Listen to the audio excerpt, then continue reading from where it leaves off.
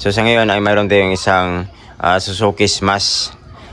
Okay, itong Suzuki Smash na ito ay hindi na po siya umandar ng dinala dito sa amin.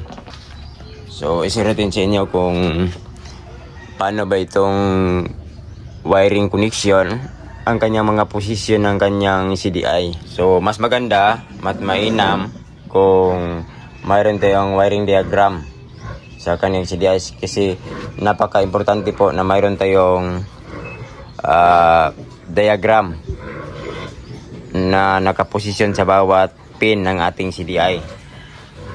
Kasi kapag ang kulay ang ating pag-uusapan ng kanyang sakit, kasi yun po ang mabibili natin sa tindahan, tulad nito wala na po siyang sakit ng CDI kasi na-convert na po siya ng 4 pins.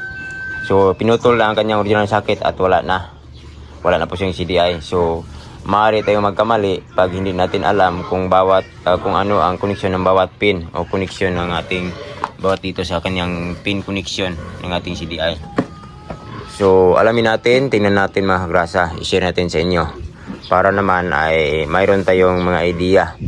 So tips ko ay kapag nag-DIY po kayo ng mga koneksyon ng wirings tulad dito sa CDI, dito sa regulator, ay tanggalin muna ang battery. Huwag mo muna papasukin ng voltahe na galing sa battery.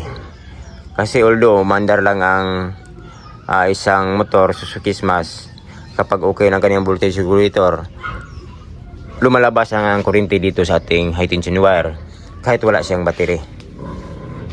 Kasi magkusang magbigayan galing sa stator patungo dito sa ating voltage regulator.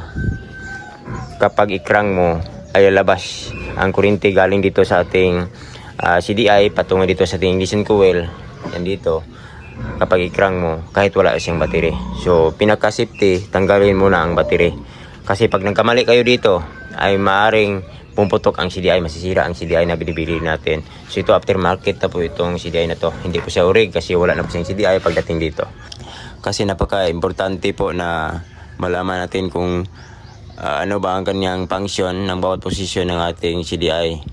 Most especially kung like for sa motor na ito nang dumating dito sa amin ay wala na po siyang sakit ng CDI, wala na po siyang CDI. So wala na po siyang mabasihan kung ano ba ang kanyang mga posisyon, kasi pag bumili tayo sa tindahan ay iba na po ang kulay ng bawat wire ng sakit na mabibili natin. So napakahalaga po na malaman natin kung ano ba ang function ng bawat posisyon ng ating CDI. So itong CDI na to ay mayroon siyang 6 pins pero 5 lang po ang kanyang wire na connection. So ito po.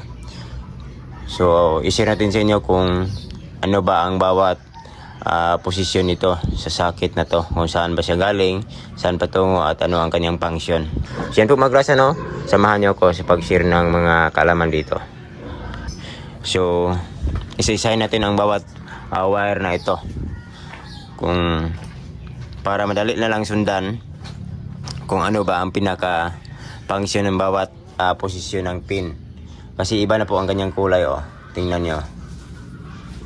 So yan po ang original na kulay dito, connection na to. So yan po, pakihawak ng camera kasi magbuhit po tayo dito para masundan nyo. Maggawa po tayo ng diagram. Ihawak ng camera. Lapit. Okay. Sintro lang. Okay. Tanggalin natin. Lapit. Tanggalin natin. So, bali ganun po ang posisyon. So, aftermarket na po itong CDI na to. So, bali ganun ang kanyang posisyon. Nandito po ang kanyang lock. So, dito natin pindutin kapag tanggalin natin. So, yan po. Yan. Bali ganun. Para hindi kayo malilito. So, bali dito dalawang wire. Dito tatlo sa babaw. So, lapit. So, lock natin. So, unahin natin ditong banda sa ibabaw. So, itong side na to, itong kanyang posisyon, itong pin na to, ay ito po ang galing sa kanyang, patungo sa kanyang, yan po, i-connect dito sa white na mayroong lining na blue. So, lapit. So, ito. white na mayroong lining na blue. So ito po yon, ditong bandang koneksyon. So ito po ay patungo sa ating ignition coil dito.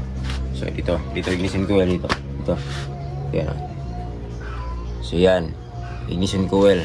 So itong wire na to. Dito mayroong white na mayroong lining na blue dito na malabas. So yan, hindi ko pa siya na electricalan. So ito po ang kanyang koneksyon. So yan, ignition coil. So next, ito namang pangalawang wire dito sa bandang babaw. So dito. Ito po ang koneksyon ng ito sa gitna. Ang pangalawang wire, ito po ang koneksyon ng ground. Posisyon ito ng ground. So i-connect lang dito kasi sa Suzuki Smash, ang kanyang ground ay black na mayroong lining na white. So ito 'yon. So yan. Then pangatlo, itong last na sa unang hanay, sa unang linya, itong pangatlo ay posisyon ito. So ito po ang i-connect sa blue na mayroong lining na yellow. So ito po ang galing sa ating pulser o pulse generator. So yan, dito yung banda. So itong socket na to. So mayroong blue na mayroong lining na yellow dito. So yan, ito dito sa kanyang stator yan galing. So dito naman tayo sa baba, itong dalawa. So dito yung posisyon na to. Yan, tandaan dito lang kanyang lock. Hindi natin binago, hindi natin ginanon. So ganun lang. So ditong banda sa baba, dito na tayo sa pang-apat, i-connect lang sa orange wire. So ang function ng orange wire, ito po ang kanyang accessories wire. O pag unang ating susian, mapasukan ito ng voltahe 12 volts galing dito sa ating ignition switch. Yan dito. Yan, ito yon, orange wire. So pag unang susi, ito po wala pa siyang susi, direct natin. Direct muna natin. So pag unang susi, mapasukan ito ng voltahe patungong yan dito. Yan dito, orange wire. So yan, dito yan nakaposisyon sa gilid. So itong panglima, last. Kasi itong CDI na ito, wala po siyang pang TP, yung pang patungo sa carburetor. Yung kanyang pang ano, yung pang control, yon dito. Wala po siya. So pang last, so connection na to ay i-connect lang dito sa green na mayroong lining na white. So lapit. Green na mayroong lining na white. Itong last na to. Yan dito. So ito po ang galing sa ating pulser. Yan dito. Manda. Kasama itong dalawa. Itong blue na mayroong lining na yellow. So ito rin ang green na mayroong lining na white. Patungo yan dito sa ating pulser o pulse generator. So ditong banda ito i-connect. Yan. Dito. So nagkatabi lang sila. Ito sa pulser itong dalawa. Itong isa, itong blue na mayroong lining ng yellow. At ito naman sa baba, green na mayroong lining na white. So gawa tayo ng diagram para madali lang sundan. If just in case, kasi itong motor na to ay wala na po siyang socket, no, ng kanyang CDI pagdating dito. So wala na, putol na ang wire kasi kinonvert na po nila ng 4 pins, tapos wala na po yung CDI, wala na po yung socket. So wire na lang, wala na yung socket na original. So pagbili mo ng socket ay iba na na pong kanyang kulay. So hindi mo siya matatandaan kung saan mo siya i-connect. So nandito sa kanyang orig na harness ay orig ang kanyang kulay, pero dito aftermarket na ang kanyang socket ay wala na po. Posible na po tayong malito o posible na po tayong hindi natin masundan, magka-ibang posisyon. So tips ko lang, bago ka magkabit dito, pag hindi mo alam magkabit dito sa kanyang mga koneksyon, tanggalin muna ang battery.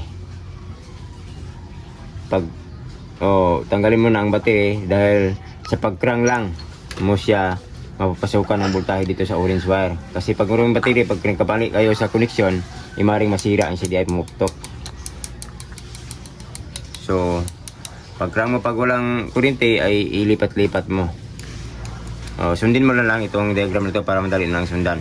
So ganun ang posisyon ng CDI. Dito ang socket sa pagtanggal. Yan. So balik guhit tayo. Yan. So dito ang lock. Yan, dito. Ito. Yan, dito yan ang lock. So, bale, 1, 2, 3, 4, 5, 6. Ito, bakante ito. Wala ito, yan o. Yan, bakante yan. So, ito lang. 1, 2, 3, 4, 5. So, bale, nandito ang lock. CDI.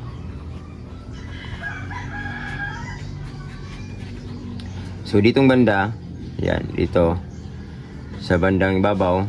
So, ito po ang nakakonect sa patungo sa ignition coil.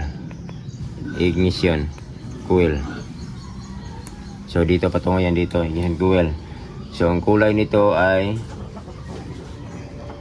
white na mayroong lining na blue. So, white na blue. Oh, yan dito ang banda. So, dito naman sa gitna, ito po ang ground connection. Ground. So, black. Merong lining na white. So, black and white. So, dito sa bandang gilid, ditong bandang gilid dito, so ito po ang kanyang pulser. Pulser. Pulser. Yan, positive. So, blue. Mayroong lining na yellow. Ayan.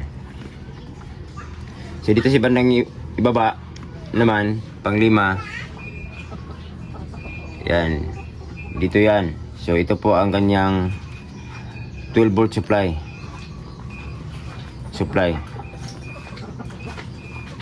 O accessories wire.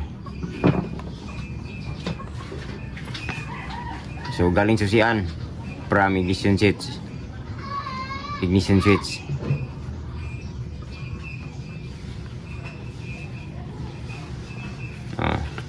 So, yan, orange. So, orange wire. So, ito. Yan dito. Orange.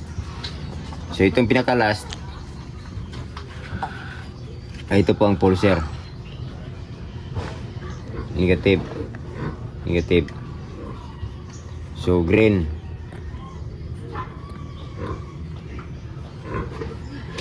May lining na white. So, galing ito ng pulser ditong banda. So, ito po. 5 connection na po siya. Ito po ang kanyang lock ng kanyang CDI. So, ganito ang kanyang posisyon. So, ito na po ang kanyang diagram. So, maraming salamat po. Sana mayroon kayo natutunan. Thanks for watching. Rig Chan po, mga grasa. Alright.